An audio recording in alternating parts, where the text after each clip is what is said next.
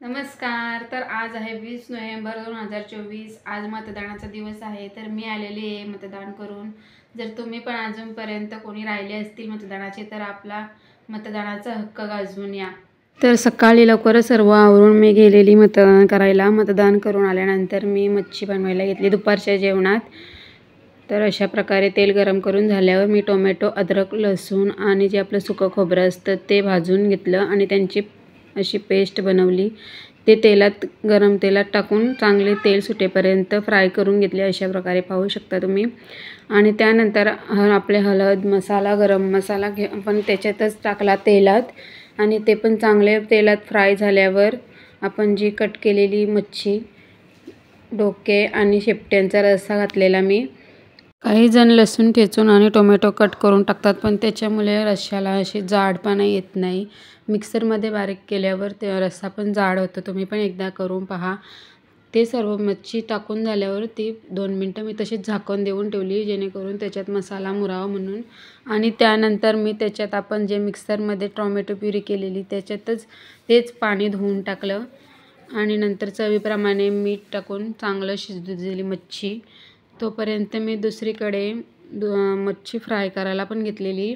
ती फ्राय करण्यासाठी मच्छी चांगली स्वच्छ धुवून घेतली। त्याच्यानंतर चवीप्रमाणे मसाला, हळद, गरम मसाला घेऊन त्याच्यात लिंबू पिळून घेतला आणि मिक्स करून घेतला। त्यानंतर चवीप्रमाणे मीठ घेऊन त्याच्यात लसूण ठेचलेला टाकला, तो पण मिक्स करून चांगली त्याची पेस्ट केली व सर्व मच्छीला लावून घेतली। अशा प्रकारे लावून झाल्यानंतर ती परत मी 5-10 मिनटं तशी ठेवून दिली मॅरिनेट होण्यासाठी। आणि त्यानंतर मग सकाळी मतदान करायला गेलेले, पण तिकडे खूपच लाईन असल्यामुळे मला यायला थोडा उशीर झाला, म्हणून मी जास्त वेळ पण नाही ठेवली, 5-10 मिनटंच ठेवली। त्यानंतर तव्यामध्ये तेल गरम करून झाल्यानंतर त्याच्यात मी लसूण ठेचून टाकला आणि त्याच्यात या सर्व मच्छी फ्राय मसाला लावलेली ती पण चांगली सोडली गरम तेलात।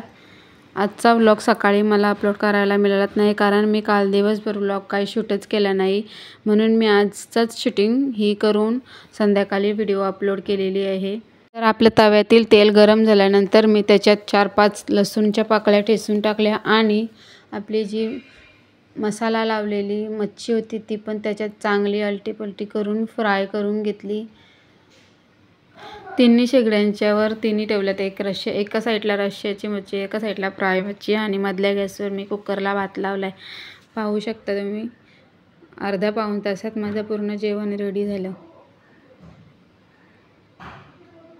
हे पहा, आपली ही रश्श्याची सुद्धा मच्छी तयार आहे। आता मी त्याच्यात परत कोथिंबीर टाकली आणि पुन्हा एकदा एक उकळी येऊन दिली आणि रश्श्याची मच्छी आपली तयार आहे।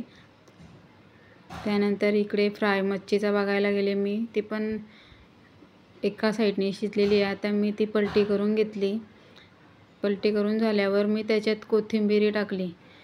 अगोदरच कोथिंबीर नाही टाकत मी, कारण मग ती पलटी झाल्यावर तेलात करपते कोथिंबीर, म्हणून मी नंतर वरूनच टाकते। अशा प्रकारे सर्व जेवण तयार व्हायला मला 2-2:30 वाजले, तेव्हा आम्ही सर्वांनी जेवून घेतलं। अजूनपर्यंत तुमच्यापैकी कोणी मतदान करायचे बाकी असतील तर 6 वाजेपर्यंत करून घ्या आणि आपला जो मतदानाचा अधिकार आहे तो गाजवा, कारण आपला एक मतसुद्धा महत्त्वाचा असतो। तर कसा वाटला तुम्हाला माझा हा आजचा छोटासा व्लॉग? आवडल्यास लाईक, शेअर, सबस्क्राईब नक्की करा। Bye bye.